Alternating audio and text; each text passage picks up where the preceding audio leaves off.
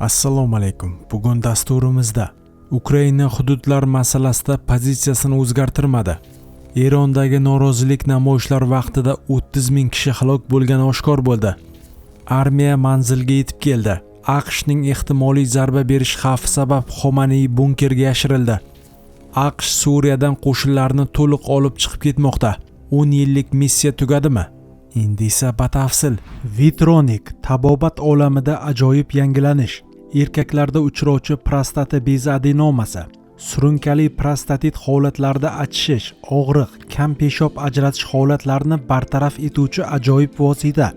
Umum quvvatni oshiradi, jinsiy faoliyatni yaxshilaydi. Erkaklar uchun haqiqiy ishonch manbai. Mahsulot ta'sirini 5-7 kun ichida sezasiz. Vitronik har tomchisida mo'jiza. Ukraina hududlar masalasida pozitsiyasini o'zgartirmadi. Ukraina prezidenti Vladimir Zelenskiy mamlakat hududlar masalasidagi pozitsiyasini o'zgartirmaganini aytdi. U bu haqda Litva prezidenti Gitanas Nauseda va Polsha prezidenti Karol Nawro'skiy bilan bo'lib o'tgan qo'shma matbuot anjumanida ma'lum qildi. Zelenskiyning so'zlariga ko'ra, Rossiya uzoq vaqtdan beri Ukraina sharqda mavjud bo'lmasligiga urinmoqda. Biroq frontda bu maqsadiga erisha olmayapti. Bizning pozitsiyamizni hamma biladi. Biz o'z davlatimiz uchun jang qilyapmiz. Biz begona mamlakat hududi uchun jang qilmayapmiz. Bu Ukraina va Rossiya o'rtasidagi tubdan farq qiluvchi prinsipial pozitsiya. Amerikaliklar murosa yo'lini topishga harakat qilmoqda. Biz 3 tomonlama formatda muloqot qilishga o'tmoqdamiz. Ammo murosaga kelish uchun barcha tomonlar tayyor bo'lishi kerak. Aytgancha Amerika tomoni ham, dedi Zelenskiy. U Abu Dabidagi muzokaralarga izoh berar ekan. Uchrashuvlarda 20 banddan iborat tinchlik rejasi va muammoli masalalar muhokama qilinganini, bunday masalalar hanuz ko'p bo'lsa-da ularning soni kamayganini ta'kidladi. Zelenskiy shuningdek Ukraina, AQSh va Yevropadan xavfsizlik kafolatlarini kutayotganini ma'lum qildi. U aynan shu kafolatlar urushning aniq yakun sanasini belgilash imkonini berishini bildirdi. Siyosatchi ikki tomonlama AQSh Ukraina xavfsizlik kafolatlari 100% ga tayyor ekanini, endi ularni imzolash sanasi va joyi kutilayotganini qo'shimcha qildi. Erondagi norozilik namoyishlar vaqtida 30 ming kishi halok bo'lgani oshkor bo'ldi.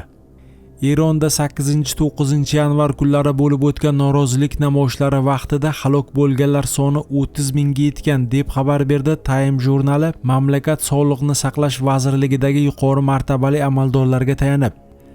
Halok bo'lganlar soni shunchalik ko'p bo'lganki, shoshilinch xizmatlarga jasadlarni solish uchun qoplar yetishmagan.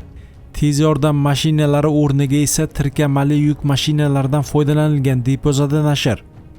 Eron hukumati 23 yanvar kuni bergan rasmiy ma'lumotlarga ko'ra, namoyishlar vaqtida 3117 kishi halok bo'lgan. Tashqi ishlar vaziri Abbos Araqchining aytishicha, ularning 2427 nafari tinch aholi vakillari va 690 nafari terrorchilardir. Iqtisodiy qiyinchiliklar fonida 28 dekabr kuni boshlangan norozilik namoyishlari umummilliy chiqishlarga aylanib ketdi. Xirana ma'lumotlariga ko'ra qariyb 26,5 ming kishi hibsga olingan. Eron sud tizimi vakili Asqar Jahongirning ta'kidlashicha, hibsga olinganlarning ba'zilari Xudoga qarshi isyonda ayblanmoqda. Mamlakat jinoyat kodeksiga ko'ra ularga o'lim jazosi belgilanishi mumkin. Sog'lig'ingizni bugunoq nazoratga oling. Qon bosimingizni uyingizdan chiqmasdan aniq va oson o'lchang. Avtomatik davleniya o'lchaydigan tonometr bilakka taqiladi. Tugmani bosasiz, natijasi tayyor. Siz tonometr yordamida yurak urishini ham o'lchashingiz mumkin. Tonometr rus tilida ham ovozli aytib beradi. Bu keksalar va ko'zda muammosi borlar uchun juda qulay. Tonometr ixcham va oson ishlatiladi. Mahsulot narxi 127 ming so'm bo'lib, to'lovni mahsulotni qo'lga olgandan so'ng qilasiz. O'zbekiston bo'ylab yetkazib berish xizmati mavjud. Armiya manzilga yetib keldi. AQShning ehtimoliy zarba berish xavfi sabab Xomanaiy bunkerga yashirildi. AQSh harbiy dengiz kuchlarining Abraham Lincoln aviazarba kuchlari yaqin sharqqa yetib keldi. Aviatashuvchi va boshqa kemalar Eronga qarshi ehtimolda tutilayotgan harbiy kampaniya doirasidagi mashg'ulotlarda qatnashadi. Hududga yaqin kunlarda AQShning Z havo hujumidan mudofaa tizimlari ham yetib kelish kutilmoqda. Eron oliy rahnamosi Oyatulloh Ali Xomanaiy AQSh tomonidan ehtimoliy havo zarbalari berilishi xavfi sabab bunkerga ko'chirildi. Bu haqda hukumatga yaqin ikki manba Iran International nashriga ma'lum qildi. Tegishli ma'lumot AQShning qiruvchi samolyotlari o'rtilgan USS Abraham Lincoln aviatashuvchi kemasi Fors ko'rfazi tomonga yo'l olgani fonida yangradi. 86 yoshli Xomanaiy Tehrondagi mustahkamlangan boshpanaga ko'chirilgani aytilmoqda. Ushbu bunker murakkab yerosti tunnellari tizimi bilan bog'langan. Bu qaror yuqori martabali harbiylar AQShning yaqin vaqt ichida hujum qilish ehtimolini oshirgani tufayli qabul qilingan. Xomanaiy mamlakatning kundalik boshqaruvini vaqtincha kenja o'g'li Masud Xomanaiga topshirgan.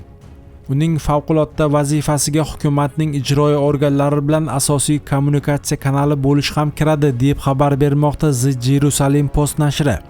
Eron rasmiylari AQSh havo hujumlari ehtimolini yuqori baholamoqda. Bunga AQSh prezidenti Donald Trampning Yaqin Sharqqa harbiy samolyotlar yuborayotgani haqidagi bayonoti sabab bo'lgan.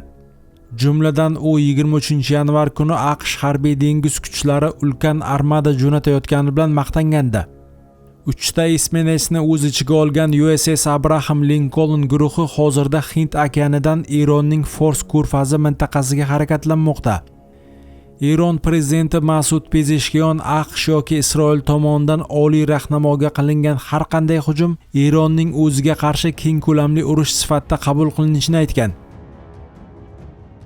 AQSh Suriyadan qo'shinlarni to'liq olib chiqib ketmoqda. 10 yillik missiya tugadimi? AQSh Suriyadagi qo'shinlarni to'liq olib chiqib ketish masalasini ko'rib chiqmoqda. Bu haqda amerikalik rasmiylarga tayanib The Wall Street Journal xabar berdi. Bu masala Suriya hukumati mamlakatning shimoli-sharqiy hududlarini kurdlar boshchiligidagi Suriya demokratik kuchlaridan olayotgani fonida ko'rib chiqilmoqda. AQSh Suriya demokratik kuchlarini qo'llab-quvvatlab kelgan. Amerika qo'shinlarining ketishi Barack Obama prezidentligi davrida boshlangan AQShning Suriyadagi 10 yillik operatsiyasiga chek qo'yadi. AQSh qo'shinlarini qisqartirish masalasini avval ham ko'rib chiqqan. 2018-yil dekabr oyida prezident Trump to'satdan 2000 ga yaqin AQSh qo'shinlari to'liq olib chiqilishini e'lon qilgan. Bu esa o'sha paytdagi AQSh mudofaa vaziri Jim Mattisning iste'fosiga olib kelgan. O'sha paytdagi milliy xavfsizlik bo'yicha maslahatchi John Bolton va boshqa yuqori martabali yordamchilar Suriyada cheklangan miqdorda qo'shin qoldirishga erishgan. Suriyada 1000 ga yaqin amerikalik harbiylar bor.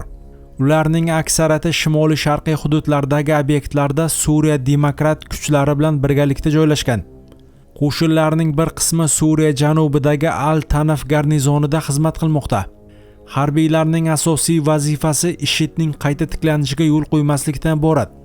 Ular shu sababli Suriya demokratik kuchlari bilan patrullik va operatsiyalar o'tkazib keladi.